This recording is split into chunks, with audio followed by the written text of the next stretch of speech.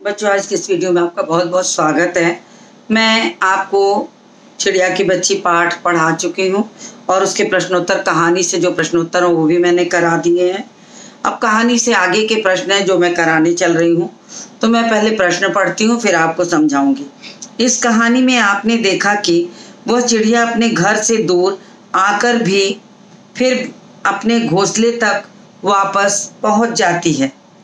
मधुमक्खियों, चींटियों, ग्रह नक्षत्रों तथा प्रकृति की अन्य विभिन्न चीजों में हमें एक अनुशासनबद्धता देखने को मिलती है। इस तरह के स्वाभाविक अनुशासन का रूप आपको कहाँ-कहाँ देखने को मिलता है, उदाहरण देकर बताइए। तो कहाँ-कहाँ मिलता है? मधुमक्खियों, चींटियों, ग्रह नक्षत्रों तथा प्रकृति के अन्य चीजों में हमें एक अनुशासनबद्धता मिलती है। मधुमक्खियां झुंड में रहती हैं, चींटियां भी एक कतार में चलती हैं, ग्रह नक्षत्र भी एक नियम से चलते हैं। तो प्रकृति के बहुत सारे चीजें ऐसे ही हैं। पशु पक्षी, सूर्य, दिन रात का होना, सब कुछ एक क्रमबद्धता से चलते हैं। तो मैं इन्हीं को एक एक पंक्ति में आपको लिखवा देती हूँ ताकि आपको ये अनुमान रहे कि अनुशासनबद्धता किन किन चीजों में पाई जा सकती है। तो मधुमक्खियों में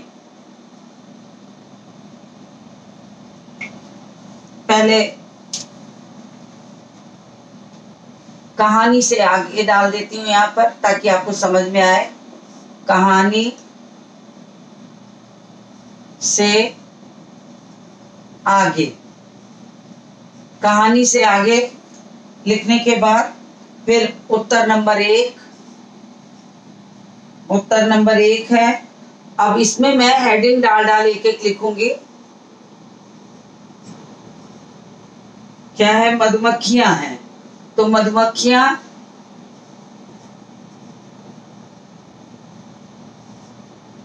ये बिल्कुल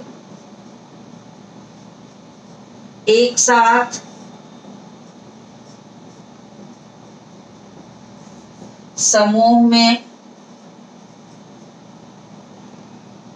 होती हैं।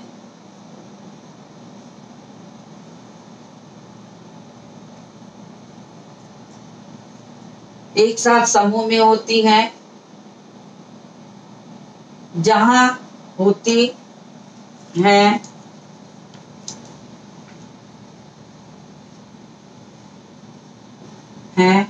जहां भी उड़ती हैं पूरे झुंड से। तो इनमें अनुशासनबद्धता होती है। दूसरा, चींटियों की बात कही गई है।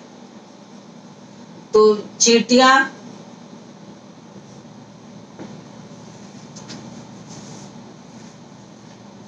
ये जब भी निकलती हैं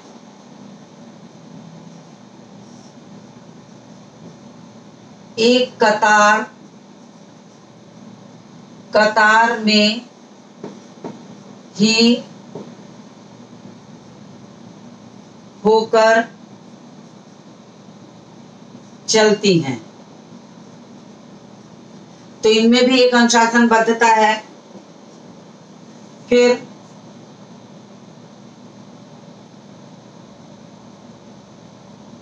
ग्रह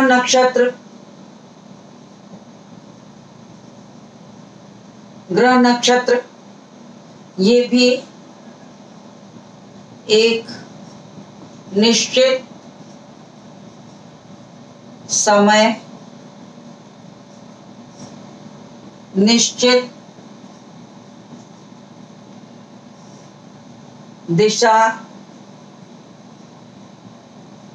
के, निश्चित गति, निश्चित गति के अनुसार चलते हैं। तो ये हो गया। अब चौथा, पशु पक्षी।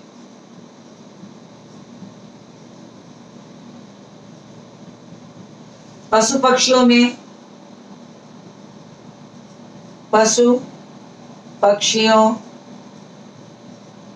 में भी अनुशासन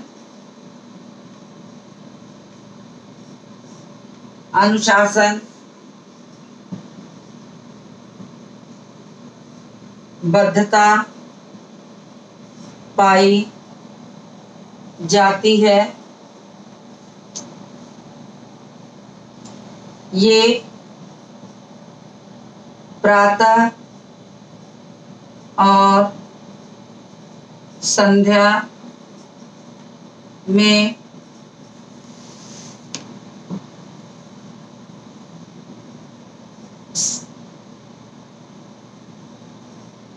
समूह में निकलते हैं और समूह में ही वापस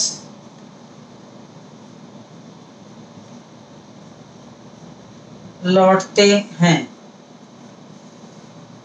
तो चलिए स्क्रीनशॉट लीजिए, फिर बाकी ऊपर लिखो।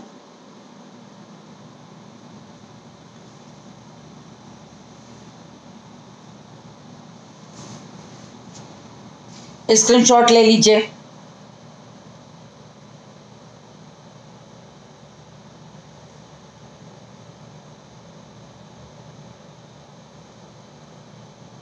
संभवतः स्क्रीनशॉट आपका हो गया होगा,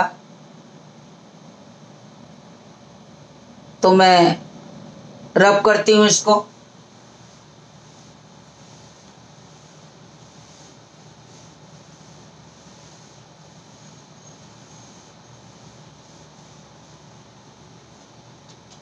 फिर हो गया सूर्य।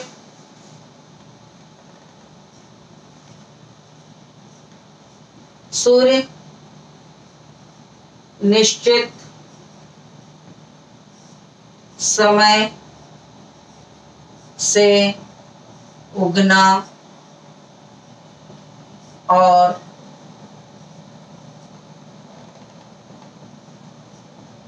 निश्चित समय पर अस्त होना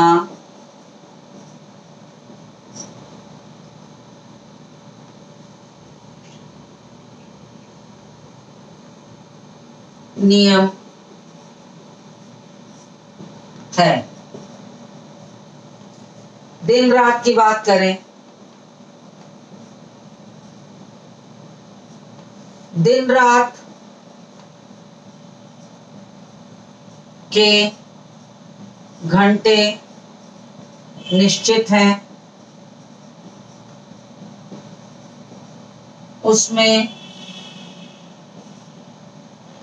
कोई अंतर नहीं आ सकता, उसमें कोई अंतर नहीं आ सकता। निश्चित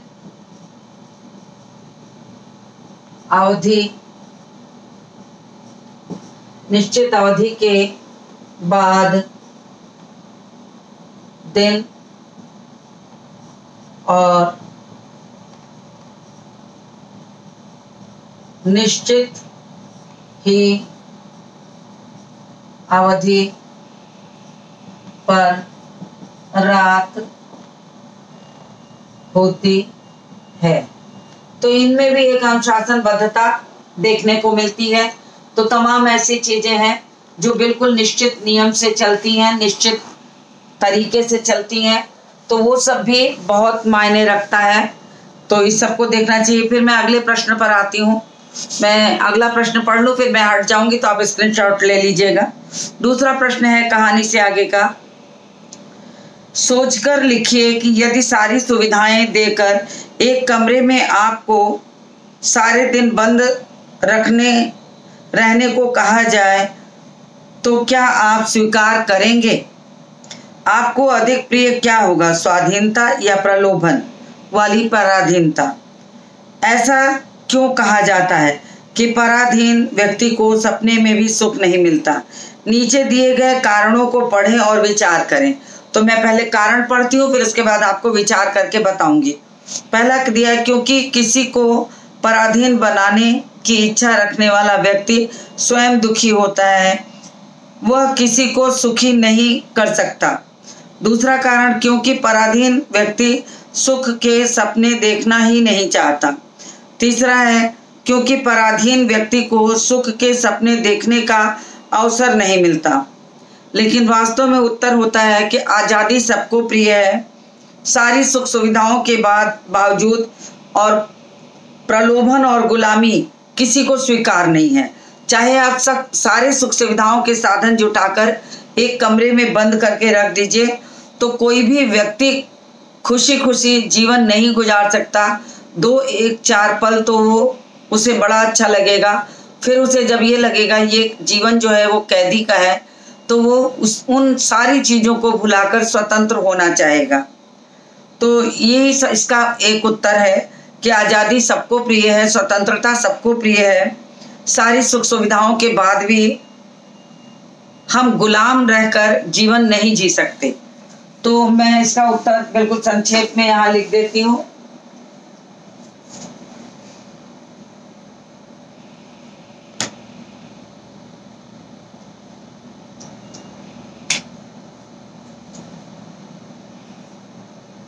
उत्तर नंबर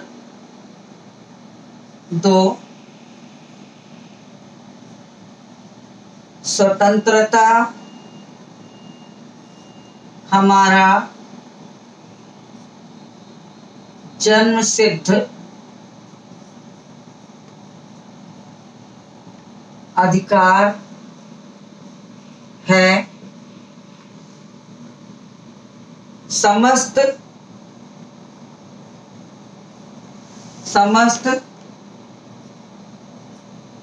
सुख सुविधाओं के बावजूद यदि हमें कैद कर एक निश्चित जगह में रखा जाए तो जीवन बिल्कुल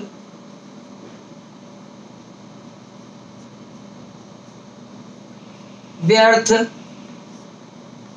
प्रतीत होगा, क्योंकि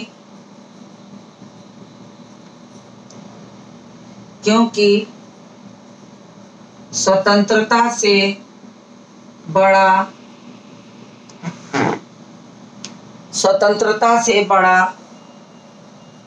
कोई सुख नहीं है। तो चलिए इसका स्क्रीनशॉट ले लीजिए, इस दोनों का स्क्रीनशॉट ले लीजिए आप। मैं बिल्कुल किनारे हो जाती हूँ, आप स्क्रीनशॉट लीजिए।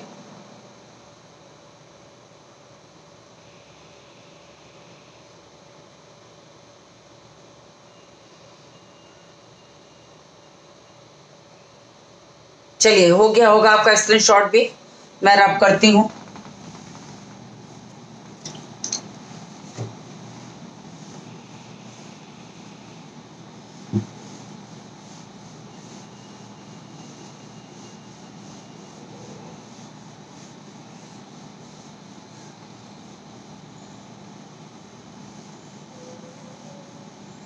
ठीक है,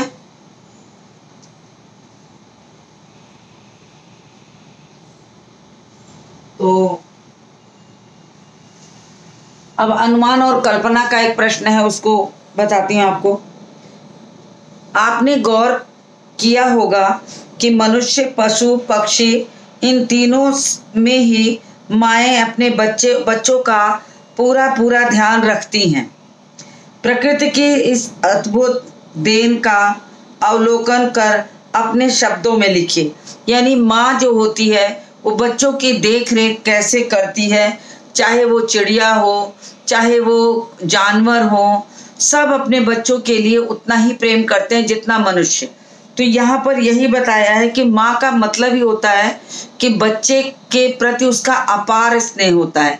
आपने यहाँ तक ये भी देखा होगा कि बंदर जो होते हैं, अगर उसके बच्चे कभी मर जाते हैं तो वो अपनी छाती से चिपकाए हुए उसको हफ्तों महीनों पड़े रहते हैं जब तक वो सूख नहीं जाता, और तब भी उसे अन्य बंदर खींच खींच के उसके पास से हटाते हैं। तो इस तरह से ये प्रेम है माँ और बच्चे के प्रति का। तो एक जानवर में जब ये है तो मनुष्य में तो होना बिल्कुल स्वाभाविक है। तो मैं इस प्रश्न को भी यहाँ लिखने चल रही हूँ, आप तैयार हो जाइए लिखने के लिए। अनुमान और कल्पना हेडिंग डाल दीजिए।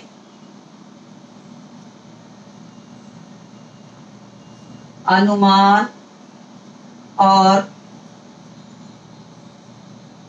कल्पना का प्रश्न 1, मैं उत्तर 1 लिख रही हूँ, प्रश्न आप अपनी पुस्तक से उतार लीजिए। तो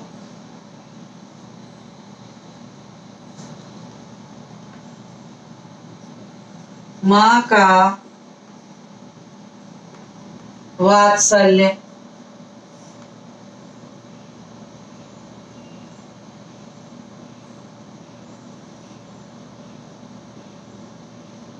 प्रेम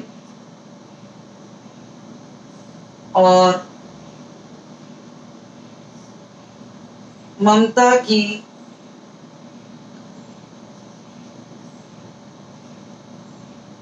भावना,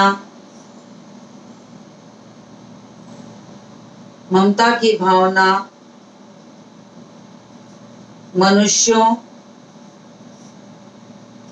पशु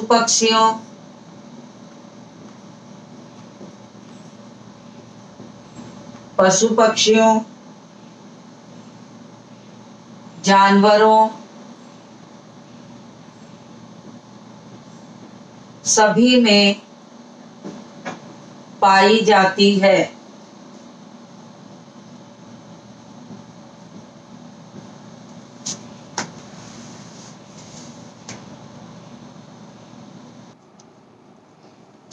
तो मनुष्यों और पशु पक्षियों, जानवरों सभी में ये बात पाई जाती है कि वात्सल्य प्रेम, बच्चे के प्रति जो प्रेम होता है उस सब में एक समान देखा जाता है, चाहे वो मनुष्य हो, चाहे वो पशु हो या पक्षी हो।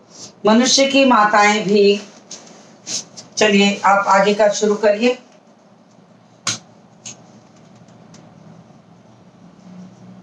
मनुष्यों में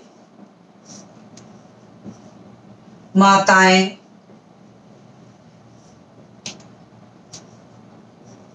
बच्चे को 9 महीने गर्भ में रख कर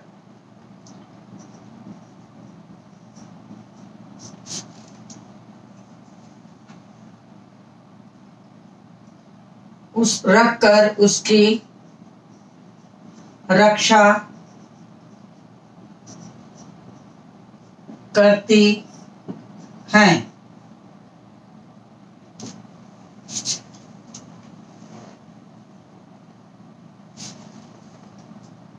यह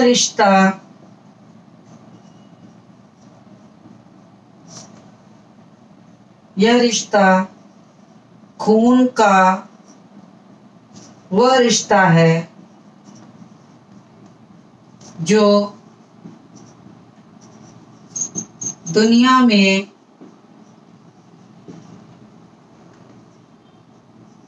सबसे अधिक मजबूत और पवित्र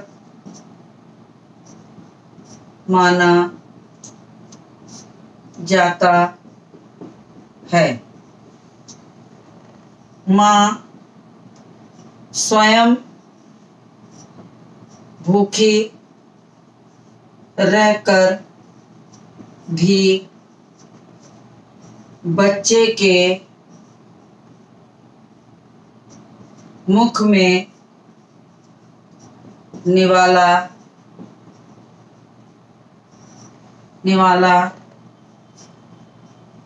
डालती है।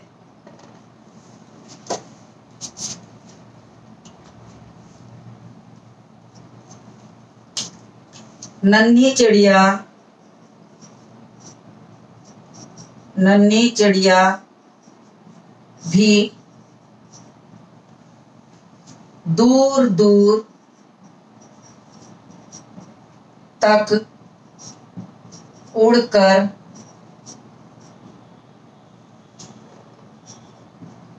दो दो दाने लाकर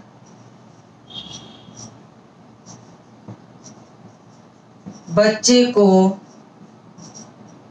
चुगाती है। अर्थात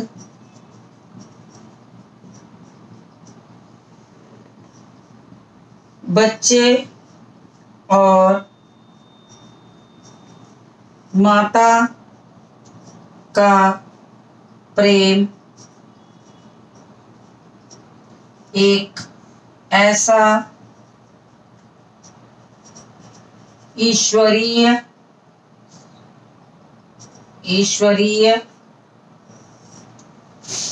रिश्ता है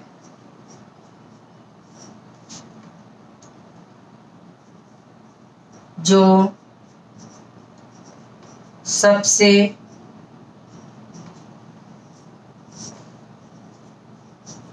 मजबूत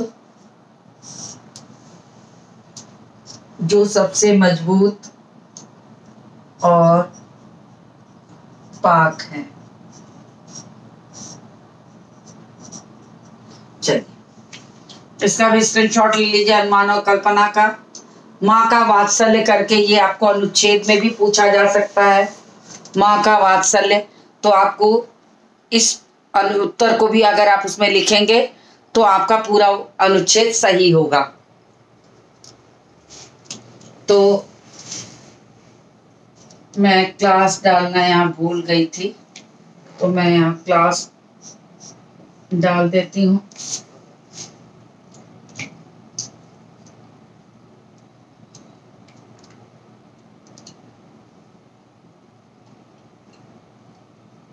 तो चलिए स्क्रीनशॉट ले लीजिए, इसका भी मैं रब करूँ। ले लिया होगा आपने स्क्रीनशॉट, मैं रब करती हूँ।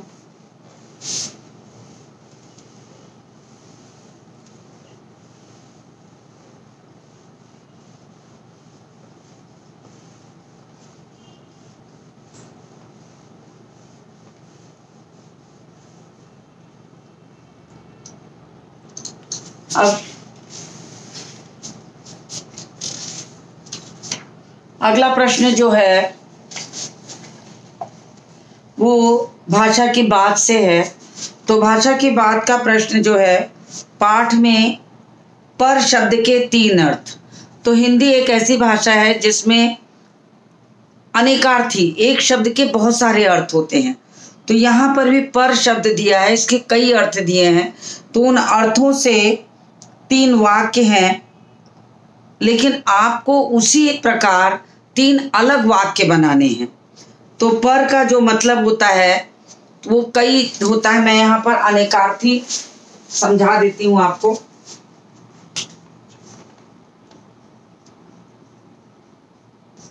भाषा की बात, प्रश्न है अनेकार्थी शब्द से वाक्य बनाएं। मान लीजिए यही है, और आपके वाक्य दिया गया है पर। अब पर शब्द के कितने अर्थ हो सकते हैं, पहले आप उसको समझ लीजिए। पर का मतलब हो गया ऊपर, पर का मतलब हो गया पंख, और पर का मतलब हो गया परंतु, योजक के रूप में। अब ये इस एक पर के 3 अर्थ हैं, तो आप इन तीनों के वाक्य होने चाहिए आपके साथ। जैसे पुस्तक मेज पर रखी है। अब ये ऊपर का अर्थ दे रहा है। अब यहां चिड़िया पर फरफरा कर, चिड़िया पर फरफरा कर तेजी से उड़ गई। अब यहां पर क्या पर का अर्थ आ रहा है, वो पंख का आ जा रहा है।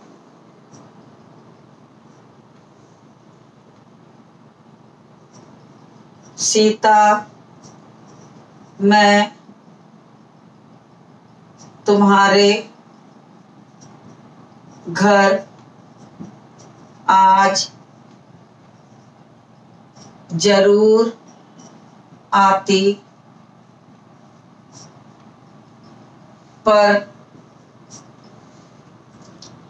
मेरी माँ का स्वास्थ्य ठीक नहीं है। अब यहाँ पर का अर्थ परंतु से है, तो मैंने इस एक अनेकार्थी शब्द का 3 अर्थ साथ में बनाया और उनसे 3 वाक्य। ऐसे आपको बहुत सारे शब्द होते हैं जिनको कि आप लिख सकते हैं और बना सकते हैं। 2-1 शब्द मैं यहाँ लिख रही हूँ, आप पूर्व का बनाइए, आप हार का बनाइए, हार का बनाइए, वाक्य भी बनाइए। अगर आपको वाक्य एक में बन जाए तो भी ठीक है, अलग अलग बन जाए तो भी ठीक है। तो 2 शब्द मैंने दिया आपको समझने के लिए कि आप इनसे वाक्य बनाइए। तो इस तरह से क्या होगा कि आपको अनेकार्थी शब्दों का जो है वाक्य प्रयोग समझ में आ जाएगा। बहुत सारे अनेकार्थी शब्द हैं। हरि शब्द है। अब हरि शब्द का ईश्वर के अर्थ में, ब्रह्मा के अर्थ में, बंदर के अर्थ में, शेर के अर्थ में, बहुत सारे अर्थों में आता है। तो हिंदी तो अनेकार्थी से भरी है बहुत जगह, लेकिन हमको वहां पर वाक्य जैसे होंगे उस आधार पर हम उसका अर्थ निकालते हैं। जैसे हमने, अगर हम आपसे कहेंगे कि पुस्तक मेज पर रखी है, तो आप अपने आप समझ जाएंगे कि मेज के ऊपर रखी है। यहाँ मैंने नहीं कहा आपसे कि मेज के ऊपर, लेकिन आपको वाक्य पढ़ते ही अपने आप समझ में आ जाएगा कि ऊपर के अर्थ में। चिड़िया पर फरफरा कर तेजी से उड़ गई। अब यहाँ पर कहते ही आपको तुरंत समझ में आ जाएगा कि यानी चिड़िया का पंख।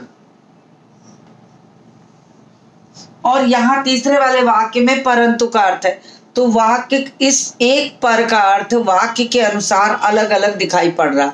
तो इससे क्या होता है कि भाव के अनुसार उसका अर्थ अपने आप स्पष्ट हो जाता है। इसी को हम अनेकार्थी शब्द कहते हैं।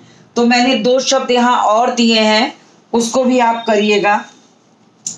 फिर उसके बाद देखिए प्रश्न संख्या 2 जो है, पाठ में तैने क्षण भर खुश करियो। 3 वाक्यांश जो आपके पाठ में माधव दास द्वारा बोला गया शब्द है, 3 वाक्यांश है जो खड़ी बोली हिंदी के वर्तमान रूप में तूने क्षण भर खुश करना लिखे बोले जाते हैं, लेकिन हिंदी के निकट की बोलियों में कहीं कहीं इनके प्रयोग होते हैं। इस तरह के कुछ अन्य शब्दों को खोजिए। यानी कि इसके लिए आपको क्या करना होगा, पाठ को दोबारा पढ़ना होगा। पढ़ने के बाद जहाँ ऐसे शब्द जो देशज भाषा से है, बोली से जुड़े हुए हैं, आप उनको अंडरलाइन करिए और यहाँ पर उदाहरण के रूप में लिखिए। तो ये आपका होमवर्क है। क्योंकि पुस्तक में, इस कहानी में बहुत जगह ऐसे शब्द हैं, बस आपको कहानी को दोबारा पढ़कर अंडरलाइन करना और उसको यहाँ लिख देना है। इतना ही काम करना है, क्योंकि इसी माध्यम से आप कम से कम कहानी को दोबारा पढ़ेंगे और साथ ही साथ वो शब्द जो है आपके ध्यान में चढ़ जाएंगे। तो पूरा पाठ यहाँ आके खत्म हो गया। तो मुझे उम्मीद है कि आपको पाठ अच्छी तरह समझ में आ गया होगा। आपने स्क्रीनशॉट ले लिया होगा। तो ये दोनों भी आपका होमवर्क है, इसको भी करिएगा। तो इसी के साथ इस वीडियो को मैं समाप्त करती हूँ और मिलती हूँ आपसे अगले वीडियो में।